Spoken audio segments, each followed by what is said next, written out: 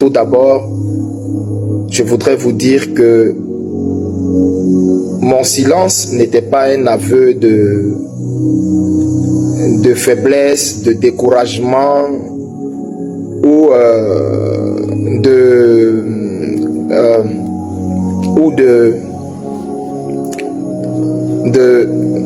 d'inquiétude.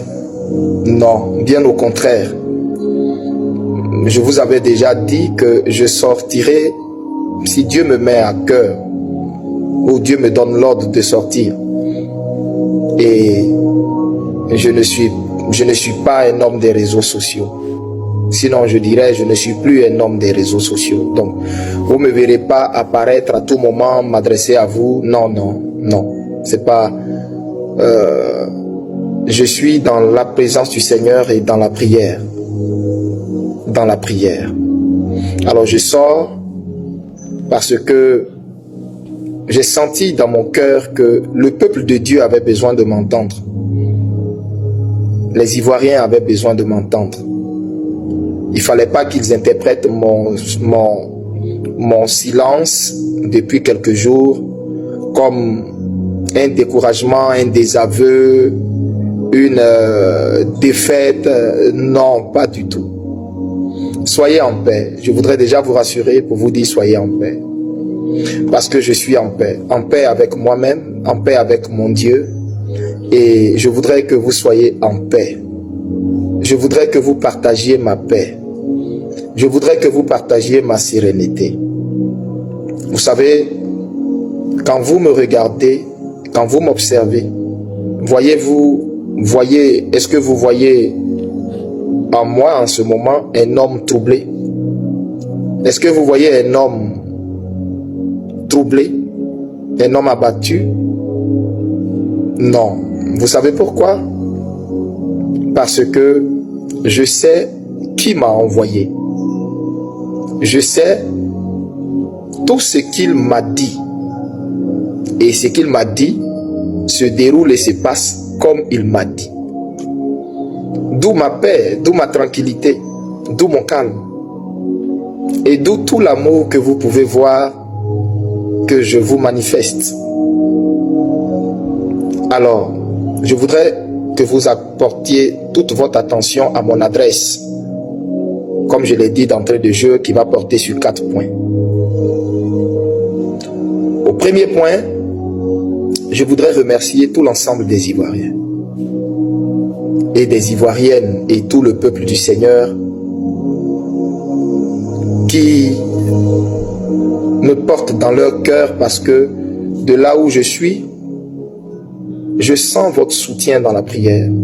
Oh que oui, oh que oui. Je sens que des mamans prient pour moi. Je sens que des papas prient pour moi. Des enfants prient pour moi. Je sens que des jeunes gens, des jeunes femmes prient pour moi. Je sens que des hommes de Dieu, des collègues, des hommes de Dieu prient pour moi, me portent dans leurs prières. Je sens que les femmes de certains serviteurs de Dieu prient pour moi. Oui, en mon âme de prophète, je le sens et je le sais. Je sais que vous priez pour moi. Et je rends grâce à Dieu pour ça. Parce que d'où je suis, je peux sentir votre soutien. Je peux sentir votre soutien. Vos prières viennent et me donnent de la force. De la force pour continuer de fléchir mes genoux qui sont affaiblis. Parce que 2 ans durant, ces genoux sont toujours prosternés en train de crier à Dieu pour ma nation. En train d'élever la voix vers Dieu pour vous. En retour, je sens tout votre soutien spirituel. Et je voudrais vous demander de continuer de prier davantage encore pour moi. De continuer de prier encore. J'en ai besoin. J'en ai besoin. Vous qui le faites, que Dieu vous bénisse. Que le Dieu de mon appel, le Dieu de mes expériences, le Dieu de mes apparitions vous bénisse au centuple, vous et vos enfants. Continuez de le faire. Et également, je voudrais vous dire merci pour votre soutien. Parce que quand vous sentez que tout est mis en œuvre pour m'atteindre émotionnellement, verbalement et tout, vous vous levez comme un seul homme.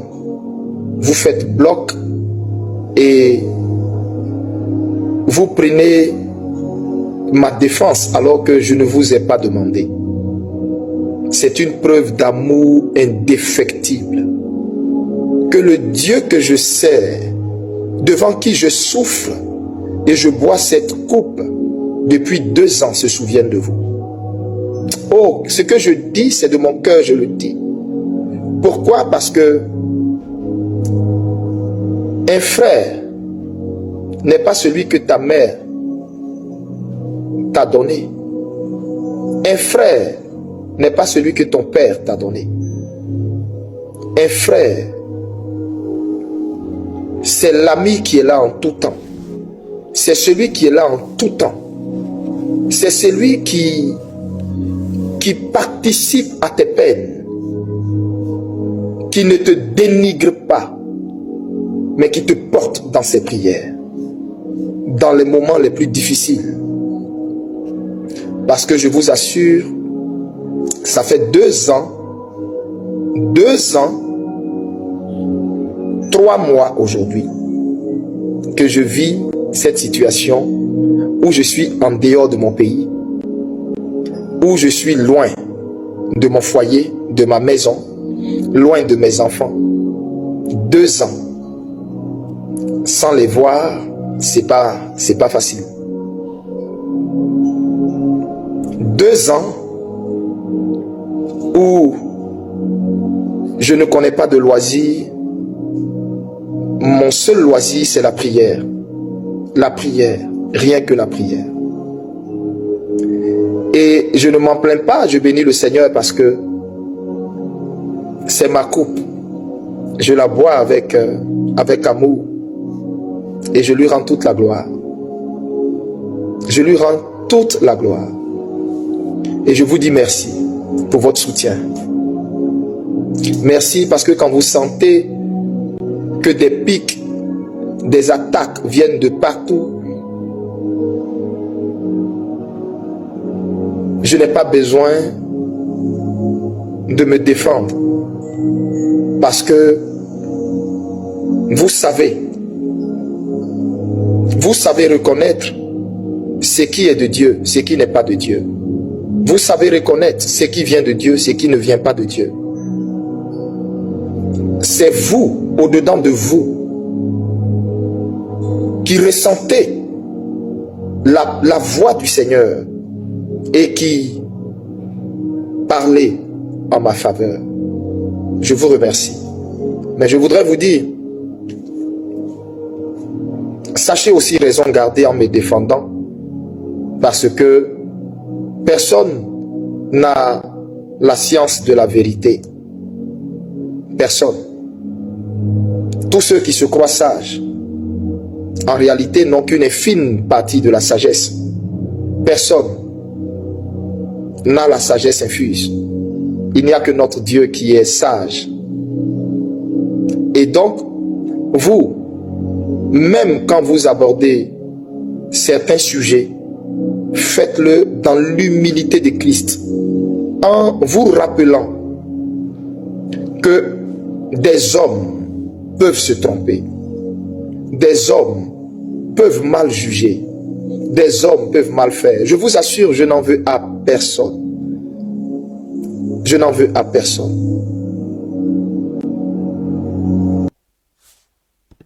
Je n'en veux à personne. Et donc, je ne veux pas que vous également vous en veuillez à quelqu'un. Je ne veux pas que vous en veuillez à quelqu'un. Sachez raison garder. Ayez de la mesure dans vos propos. Ayez de la mesure dans vos propos. Sachez que mon défenseur à moi, c'est le Dieu qui m'a appelé. Le Dieu qui m'a dit, ils te feront la guerre, mais ils ne te vaincront pas. Ce Dieu qui m'a dit ça, c'est à lui que je recommande mon sort. J'ai jamais répondu à aucune attaque. J'ai jamais répondu à aucune provocation. J'ai jamais répondu à des allusions faites à ma personne. Vous m'avez jamais vu répondre à quelqu'un. Si aujourd'hui je vous dis de produire une seule vidéo où vous m'avez vu répondre une seule fois à quelqu'un, ça n'existe pas. Je ne l'ai jamais fait. Et les coups, je sais en donner. Je sais me défendre. Mais je ne suis plus cet homme-là. Je suis mort au pied du Seigneur. Et tout ce que je veux, c'est que lui, il vive par ma vie. Qu'il vive à travers moi. Donc je n'ai pas à répondre à quelqu'un. Mon Seigneur Jésus a essuyé toute la méchanceté des pharisiens de son époque. Tous les propos des sadducéens de son époque. Ceux qui pensaient connaître la loi. Ceux qui pensaient être les garants, les gardiens et les docteurs de la loi. Vous savez, de nos jours, on a des pharisiens modernes qui pensent que tout ce qui vient d'eux, c'est ce qui est vérité absolue. Et ce qui vient des autres n'est pas la vérité absolue du moment où ce n'est pas venu d'eux. Donc, si mon roi, qui lui était le bois vert, a vécu ça, à plus forte raison, moi, le bois sec, qui ne vit que pour lui ressembler, qui ne vit que pour faire sa volonté. Donc, sachez que dans mon cœur, il n'y a que de l'amour pour tout le monde. Et même les personnes contre lesquelles Dieu me dit de prophétiser, mon cœur est débordant d'amour pour eux. Et c'est parce que je les aime que je prophétise pour dire ce que Dieu me dit. Je vous donne un exemple. Qui a dit que il y aura un conflit entre le nord, c'est-à-dire la frontière du nord de la Côte d'Ivoire? Qui? C'est Eli Pada. C'est pourquoi ils ont fait fermer toutes les frontières du nord, barricader, blinder toutes les frontières du nord. C'est sur la prophétie de qui ils ont fait ça? Eli Pada. Eli Pada qui combattent aujourd'hui. Eli Pada qu'on dit qui est leur ennemi numéro 1. Mais je rends grâce au Seigneur. Je bénis le Dieu tout-puissant qui m'a appelé. C'est lui seul qui défendra ma cause. Alors, sachez que j'ai un défenseur qui est aguerri. Donc, c'est à lui que je remets mon sort. Il sait me défendre. Pendant 2 ans, il m'a gardé. Il a été fidèle. Il ne m'a pas abandonné. Il sait me garder. Pendant ces 2 ans, j'ai beaucoup perdu. 2 ans sans prêcher. 2 ans sans être arrêté à ma chair. 2 ans sans voir mes enfants. 2 ans sans voir mon peuple. Et à regarder aussi le culte sur YouTube. Et voir toute la tristesse que je vois dans le visage de mon peuple. Et voyant l'église se diminuant de jour en jour. Et voyant les larmes de mon peuple. C'est pas facile, mais le Seigneur me fortifie. C'est ma coupe, je la bois. Je pouvais rester dans mon église, faire allégeance au régime qui est là, comme tout le monde. Et puis moi aussi, me la couler douce tranquillement à Abidjan. Mais j'ai dit non. Parce qu'un homme de Dieu, il est du côté de Dieu. Un homme de Dieu n'est pas du côté des rois. Il n'est pas du côté des palais. Un homme de Dieu est du côté de Dieu. C'est pourquoi on dit homme de Dieu. Je suis serviteur du Dieu très haut. C'est lui que je sers. Je ne sers aucun roi. Je ne sers aucun roi. Je suis soumis au roi, aux autorités et tout. Mais soumis premièrement et principalement à celui qui m'a appelé. Celui qui a le pouvoir de tuer mon âme et non ma chair. C'est à lui que je suis soumis. Et donc, vous devez comprendre simplement que je peux faire comme les autres. Je peux faire comme les autres. Prophétiser du mensonge, dire ce qu'ils ont envie d'entendre, sucrer leurs oreilles et recevoir les mallettes et financer de grandes campagnes et de grandes croisades partout en Abidjan, partout dans des stades et tout ça. Mais j'ai décidé de dire non, je ne mange pas de ce pain. Je ne mange pas de ce pain. Je ne mange pas de ce pain. Alors, le Dieu que je sers en toute conscience pure saura, au jour indiqué, me faire justice. Merci. Vraiment merci. Alors, je voudrais vous fortifier. Vous tous qui avez été peut-être abattus parce que n'ayant pas compris la pensée du Seigneur suite à la prophétie dans laquelle nous sommes et qui suit son cours. Je répète, dans laquelle nous sommes et qui suit son cours. Je sais que plusieurs ont été peut-être découragés parce qu'ils n'ont pas compris la prophétie. La prophétie a dit, à la date du 25 octobre, il n'y aura pas d'élection présidentielle en Côte d'Ivoire. Parce que à cette date, l'élection n'aura jamais eu lieu. Repartez, réécoutez la prophétie. Je vous le recommande. Repartez, réécoutez. Le Seigneur a dit, ainsi parle l'Éternel des armées, il n'y aura pas d'élection. Il n'y aura pas d'élection. L'élection n'aura jamais eu lieu. L'élection n'aura jamais eu lieu. Il n'y a pas d'élection. Parole du Seigneur. Bien-aimés, je peux vous dire de façon très claire, pas de façon spirituelle, mais de façon factuelle, qu'il n'y a pas eu d'élection. Et vous le savez, il n'y a pas eu d'élection. Parce qu'une élection, c'est toute l'étendue du territoire. Ça fait un. Une élection, c'est toute la nation qui s'en va donner sa caution, son soutien, son vote à quelqu'un pour les diriger.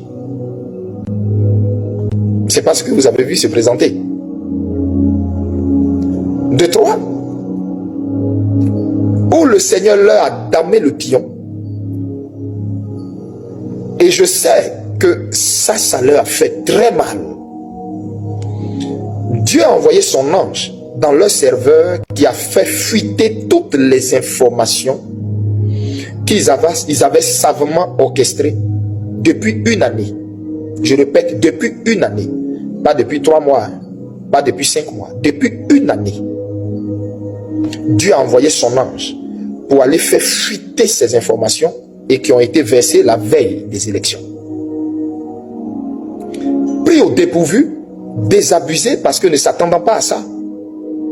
Je sais, par conscience prophétique, que ça a créé un chaos total dans le sein du régime qui est en place. Ils n'ont pas vu ça venir. Mais quand Dieu dit il n'y aura pas d'élection, ce n'est pas la veille d'un examen que les résultats de l'examen sortent. Si les résultats de l'examen sortent, il n'y a pas d'examen. Il n'y a pas d'examen. Le lendemain matin, il n'y a pas d'examen.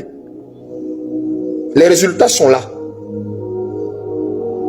La confusion était tellement totale qu'il fallait qu'ils essaient de grappiller un peu pour donner quelques pourcentages à ceux qui sont partis les accompagner dans cette forfaiture pour ne pas entièrement donner raison aux résultats qui sont sortis. Mais dans leur conscience, ils ont été choqués par le Dieu. Ils ont été choqués par le Dieu d'Elipada. Ils ont été choqués par le Dieu d'Elipada. C'est ça. Parce que ce combat-là, pour la délivrance de la Côte d'Ivoire a été déjà remporté spirituellement. Je peux vous le dire, Ivoiriens. Le combat de la délivrance de la Côte d'Ivoire est acquise. La victoire est acquise. La victoire est actée. Je peux vous le dire sur le sceau de mon appel. Il n'y a pas eu d'élection. C'était fait. C'était fait. Vous avez vu celui qui est venu même lire les premières les premiers résultats et les premières tendances, en train de suer, transpirer à grosses gouttes, se moucher devant tout le monde, ne comprenant même pas ce qui lui arrive. Et par la suite, venir s'excuser publiquement pour tout ce que lui-même il était en train de raconter, parce qu'il savait que c'était des conneries. Il savait que la laideur de leur fraude était exposée en plein jour, au vu et au su de tout le monde. Il n'y a pas eu d'élection. Ils le savent. Ils le savent. Ils le savent. Et ça fait mal. C'est pourquoi personne n'a appelé encore pour féliciter. Aucun chef d'État n'a appelé pour féliciter. Parce qu'ils savent, eux-mêmes, les concernés, ils savent que le Dieu d'Eli Pada leur a damé le pion. Il n'y a pas eu d'élection. Le résultat est sorti la veille, avec toutes les irrégularités, tout ce qu'on sait. Toutes les personnes qu'on a empêchées d'exprimer leur désaveu parce que n'ayant pas leur candidat dans ces élections qu'on leur présente, toutes ces personnes qu'on emprisonne, qu'on tue, qu'on égorge pour une élection. Vous savez, tout est une affaire de définition que chacun fait, se donne d'une élection. Mais vous qui êtes intellectuel, vous qui avez de la matière, c'est juste pour couvrir peut-être votre honte que vous voulez faire croire qu'il y a eu élection. C'est pas le fait que des gens, quelques personnes là, un groupe de personnes soit allé mettre une enveloppe dans des urnes, que cela... Non, l'élection avait été annulée spirituellement et ça s'est vu physiquement. La gloire revienne au Seigneur. Je veux fortifier tous ceux qui, parce qu'ils ont vu des gens aller à la date du 25 mettre leurs enveloppes dans des urnes. Tous ceux qui sont découragés, qui croient que le Seigneur les a découragés, le Seigneur ne décourage personne, le Seigneur ne vous a pas découragé. Et je voulais aussi apporter un détail. Le Seigneur ne vous a pas dit que c'est à la date du 25 octobre que M. Alassane Dramane Ouattara et son épouse et son frère seront pris. Jamais. Répétez, réécoutez la prophétie. Dieu ne vous a jamais dit que c'est à cette date que Alassane sera pris, sa femme sera prise, son frère sera pris. Non. Dieu vous a dit à la date du 25, il n'y aura pas d'élection. Par la suite, lui, Alassane Dramane Ouattara, sera pris. Sa femme va être prise, son frère va être pris. Est-ce que je vous ai donné la date? Est-ce que je vous ai donné le jour? Est-ce que je vous ai donné le mois? Et même l'heure, quoique j'ai vu l'heure où ils vont être pris. J'ai vu le jour. J'ai vu la période. Est-ce que vous m'avez vu sortir donner ce détail? Oh, je vous le dis par l'esprit. Je vous le dis par l'esprit que j'ai même vu comment M. Dramane Ouattara était habillé ce jour-là. Quel tailleur sa femme avait porté ce jour-là? Son frère, qu'est-ce qu'il avait porté et ils avaient été pris? Leurs ministres, comment ils avaient été tous pris et puis mis nus. Certains en caleçon, d'autres baignant dans leur sang. Est-ce que je vous ai donné le jour? Je n'ai pas donné le jour. C'est à dessein que l'Esprit de Dieu ne m'a pas convaincu de donner le jour. Je n'ai pas donné la période. Je n'ai rien dit. Je n'ai même pas donné d'indice. Comment ils vont être pris? Qui va les prendre? Comment ça va se passer? Comment ça va commencer? Non. Donc du coup, chacun est parti dans son interprétation et a pensé que c'était à la date du 25. Non, à la date du 25, Dieu vous avait juste dit, Dieu donnait rendez-vous au monde entier, à tout le monde, qu'il n'y aurait pas élection.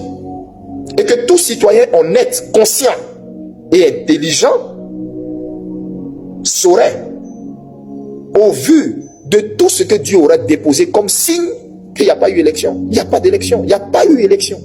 Je m'arrête là. Je ne veux pas m'éterniser sur ce sujet. Donc je répète, Je répète, il n'y a pas eu élection, ni dans le monde spirituel, ni dans le monde physique. Le monde spirituel n'a ni accrédité M. Alassane Dramane Ouattara.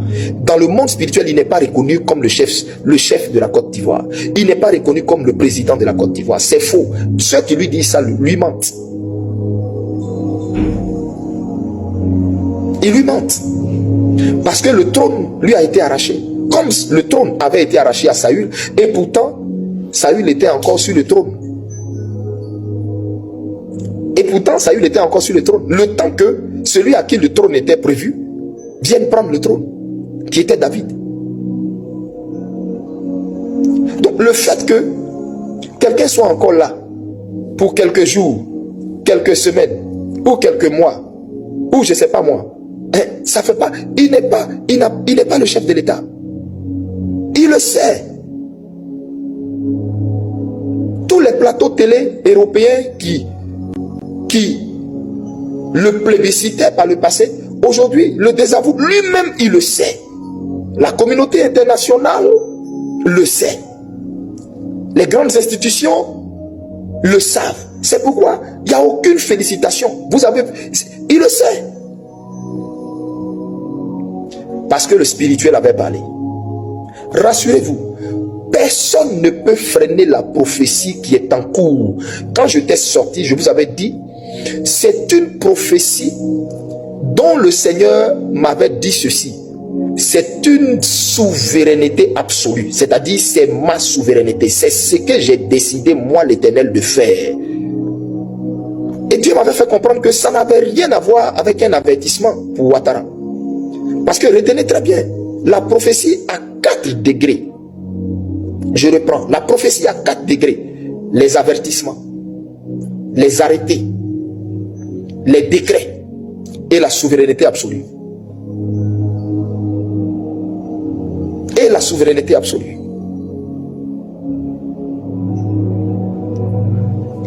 Et cette prophétie que le Seigneur a donnée, elle est une souveraineté absolue. Ça veut dire quoi? C'est Dieu qui a décidé de faire justice et de redonner à l'Ivoirien ce qui lui appartient. Alléluia. Et donc, moi, je n'ai rien contre eux. Je n'ai rien contre eux. C'est juste que je suis là où Dieu est. Et Dieu est du côté du peuple. Voici pourquoi je suis du côté du peuple. Parce que Dieu est du côté du peuple. En ce moment, Dieu est du côté du peuple. Dieu n'est plus avec le roi qui était sur la Côte d'Ivoire. Non. Ceux qui lui prophétisent paix, paix, lui mentent. Ceux qui lui disent, oh, Dieu est avec toi, ils lui mentent. Ils se battent pour leur vente. Ils se battent pour leurs intérêts. Ils lui mentent. Ils lui mentent. Et Dieu a utilisé même la mascarade qu'ils ont appelée, d'après eux, élection, pour lui montrer même à lui-même que tu es désavoué. C'était fait.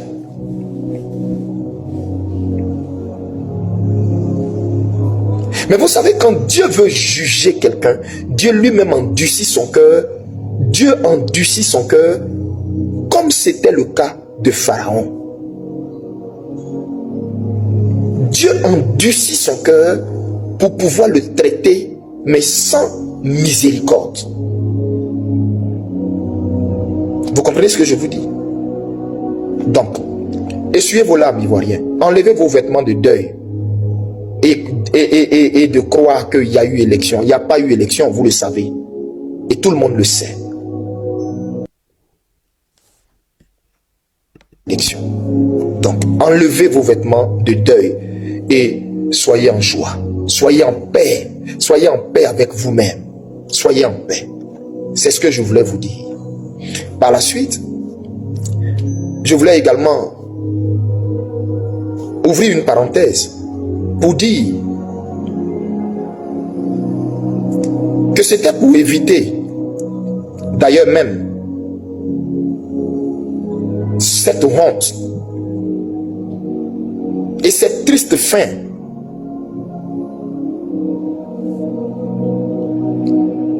politique à sa servante, Simone et Yves Gbagbo, qu'il m'a fait sortir à, je crois, 3 ou 4 jours pour dire à ma servante de se retirer de ça, parce que ceux qu'elle accompagne dans cette mascarade-là, je les ai déjà marqués. Je les ai déjà marqués pour les juger.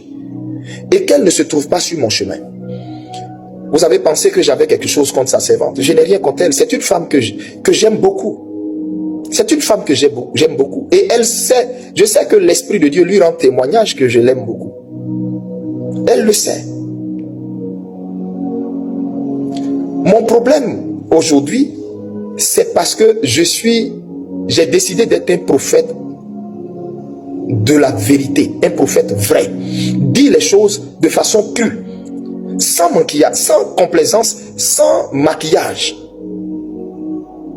J'ai décidé de ne pas me mêler aux affinités pour pouvoir être objectif quand je reçois la pensée du Seigneur. Et donc c'est ce qui me vaut ce que ça me vaut. Mais cette femme sait, par l'Esprit de Dieu, que je l'aime. Aujourd'hui, avec du recul, après tout ce qui s'est fait, je sais, l'Esprit de Dieu me le dit, où elle est en ce moment assise, couchée. Je sais qu'au plus profond d'elle, elle regrette ce qui s'est passé là. Elle regrette cette élection à laquelle elle s'est associée. Mais parce que des gens lui ont menti, on lui a prophétisé des choses qui ne sont pas vraies. On lui a dit des choses qui ne sont pas vraies. Vous savez, quand un homme ne s'aligne pas là où les autres s'alignent, on le traite de faux. On le traite d'aigri. On dit, il travaille pour la sorte d'un parti politique. Je ne travaille pour aucun parti politique. Je vous regarde dans les yeux et puis je le dis.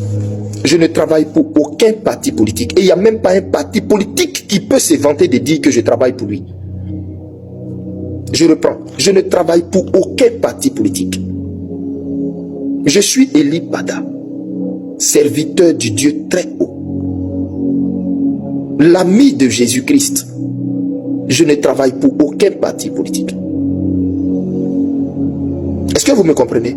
Donc ce n'est pas un parti politique qui me dit de venir prophétiser et puis je prophétise, diantre. C'est même pas possible. Quand le Seigneur m'avait donné le message de sa servante, j'ai dit au Seigneur, Seigneur, je veux, s'il te plaît, est-ce que je peux essayer d'utiliser un autre canal pour voir comment lui donner son message sans que cela soit à la place publique? Il m'a dit, Élie, non. Pourquoi? Parce que déjà, des gens sont allés séduire ma servante pour la pousser à militer en s'associant à cette mascarade. Donc, je te fais sortir publiquement pour que tu lui dises qu'elle ne se mette pas sur mon chemin. Parce que ceux-là, je les ai cochés pour les juger. Et tous ceux qui s'associent à eux, je vais les juger. Faut pas qu'elle va penser qu'il va sortir de mes mains. Je vais les juger. Je vais les juger. Donc va et dis à ma servante que moi, son Dieu, je ne l'ai pas envoyé dans ce qu'elle est en train de partir faire là. Je ne lui suis pas. C'est ce que j'ai dit. Vous seul, vous savez si ça m'a donné raison ou pas. Cette grande dame politique, respectée de notre pays, qui a souffert et bu toutes sortes de coupes de souffrance pour cette nation. Aujourd'hui, regardez comment elle est moquée, traînée dans la boue. Traînée dans la boue. On l'appelle maintenant fille spirituelle de quoi, je sais pas moi, de Kakabé. Et regardez-moi des choses comme ça. Cette femme qui a connu toutes sortes d'humiliations. Cette femme pour qui le Seigneur avait dit, elle est ma servante. Et pour qui le Seigneur avait dit à l'ancien chef d'État, toi, ne l'humilie pas. Aujourd'hui, regardez, elle-même, elle s'est livrée à la vindicte populaire. Elle-même, elle a fait descendre sa cote de popularité. Elle-même, elle est en train de se sortir du cœur des Ivoiriens. Vous voyez? Et c'est ce que Dieu voyait. Et Dieu ne voulait pas qu'elle s'associe à ça. C'est pourquoi il m'a dit de sortir. Malheureusement, elle n'a pas entendu ma voix. Moi qu'on traite aujourd'hui de faux prophètes. Ne vous inquiétez pas, tout ce que j'ai annoncé, ne vous inquiétez pas, tout ce que j'ai annoncé sur la Côte d'Ivoire va s'accomplir à la lettre, à la virgule près, au point près. Il n'y a pas une seule once de phrase que vous avez entendue qui est sortie de ma bouche qui ne va pas se passer. Retenez bien ce que je vous dis. Retenez bien ce que je vous dis. Nous verrons la différence entre qui sait Dieu et qui ne le sait pas. C'est pourquoi je vous ai dit d'entrée de jeu que mon défenseur, c'est mon Dieu. C'est lui qui me défend. C'est lui qui me défend. Donc, bien-aimé, je referme la parenthèse de Simon et Yves. Je prie Dieu, que Dieu dans sa bonté l'aide à se relever de là. Je prie Dieu, qu'elle trouve la force d'entrer devant son Dieu, de se repentir et d'avoir la force un jour de dire, prophète, pardonne-moi. À Dieu seul soit la gloire. À Dieu seul soit la gloire. Alors, je viens sur mon troisième point. Mon troisième point, je voudrais appeler tous ceux qui m'ont moqué, qui ont moqué la prophétie, qui ont moqué, qui d'après eux ont vu un simulacre d'élection parce que des gens voulaient couvrir leur honte que Dieu avait versé la veille, que Dieu avait exposé. Tout ce qu'ils avaient minutieusement préparé et qu'ils avaient préparé à coups de milliards, des gens qu'ils avaient payés, des statisticiens, des gens pour de grands fraudeurs pour préparer tout leur mascarade à coups de milliards. Ils ont complètement été surpris, désabusés. Actuellement, je ne sais même pas où se trouve le directeur de Abidjan.net. Je ne sais même pas si il est encore sur ses deux pieds ou je ne sais pas quoi. Bref. Mais je voudrais dire à ce régime, de grâce, ayez compassion du monsieur. C'est pas lui. C'est pas lui. C'est le Dieu d'Elipada. Ce combat que vous cherchez à mener par des rituels, par des sacrifices humains, là, c'est zéro. C'est peine perdue. C'est peine perdue. Avant que je ne fasse ma sortie le 7 mai, après 2 ans de silence, et il m'a fait sortir. Vous savez, ce jour-là, je ne voulais pas sortir. Je voulais rester dans le calme. Je voulais même pas être vu jusqu'à ce que Dieu me fasse grâce. Et il m'a dit ça. Avant de faire ma sortie, mon Dieu m'avait déjà tout dit. Il m'avait déjà rassuré de la victoire qui est certaine, qui est évidente et que les Ivoiriens vont voir dans peu de jours. Où ils vont sortir dans les rues avec des rameaux. D'autres femmes même vont oublier leur sauce au feu, leur marmite au feu. Tellement la joie sera débordante. Vous allez voir des mamans rouler à terre. Des gens vont crier dans les quartiers, les gens vont éclater de joie. Parce que ce que Dieu vous réserve. Et le monde qui va sortir dans les rues, qui va sortir dehors, qui va sortir pour dire merci à Jésus, célébrer Jésus, sera 2 fois plus nombreux que ceux que vous avez vus dans les rues de la Cannes, à la victoire de la Cannes. Vous savez pas, vous savez pas ce que Dieu vous réserve, le cadeau que Dieu vous réserve, Côte d'Ivoire. C'est pourquoi essuyez vos larmes. Et puis je répète, restez focus sur ce que je vous ai dit. Restez focus. Dieu vous avait dit qu'il n'y aurait pas élection. Vous avez vu, il n'y a pas eu élection. Comme j'ai dit, vous et Dieu, vous n'avez pas la même façon de juger ou de comprendre les choses. Vous savez, quand Dieu dit à quelqu'un, quand Dieu dit cet homme est juste, toi pour toi, ton interprétation de cet homme est juste, tu vas dire, Dieu dit qu'il est juste parce que cet homme est sans péché, parce que cet homme est propre. Mais, or, pour Dieu, quand Dieu dit cet homme est juste, pour lui, ça peut vouloir dire cet homme, en lui, je vois de la foi. Vous comprenez? Donc Dieu et toi, vous n'avez pas la même appréciation. Vous n'avez pas la même façon d'apprécier les choses. Donc ce que toi, tes yeux appellent élection, ce que toi, tu crois être élection, la Bible dit la sagesse des hommes est folie devant Dieu. Mais la folie de Dieu est sagesse. Et la folie de Dieu ne peut être comprise par l'homme animal, par l'homme charnel. Vous comprenez? Quand Dieu se retire de quelqu'un, Dieu met sur lui un esprit de confusion. Regardez ce régime, vous allez voir qu'ils ne vont que de confusion en confusion. Dieu a mis sur eux un esprit de confusion. Et le jour où le pauvre monsieur qui devait lire les résultats provisoires de la CEI était en direct sur la chaîne nationale, un esprit de confusion était sur cet homme.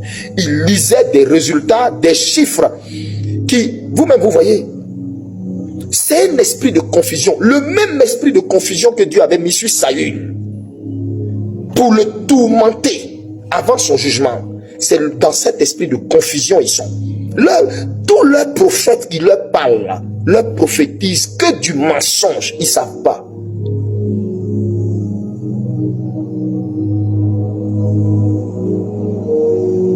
Ils ne vont que de confusion en confusion. Frère, je voudrais dire à tous ceux qui se sont moqués parce que ayant eu une compréhension erronée de la prophétie, repentez-vous pour toutes les injures que vous m'avez faites, toutes les moqueries que vous m'avez faites. Je vous pardonne tout ça.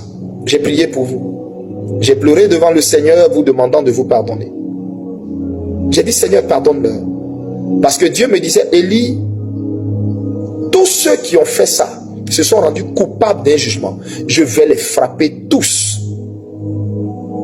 J'ai dit, Seigneur, je me suis jeté devant lui, j'ai pleuré pour vous. J'ai dit, Seigneur, pardonne-leur. La Côte d'Ivoire joue avec les choses sacrées. La Côte d'Ivoire est un peuple, le peuple ivoirien est un peuple insouciant, est un peuple blagueur. Ils jouent sur tout. Ils prennent tout à la légère. Je t'en supplie. Seigneur, je t'en supplie. C'est à cause de la façon ce peuple-là est là que tu nous as imposé ce régime-là. Je te demande pardon. Je te demande pardon. Ils ne savent pas ce qu'ils font.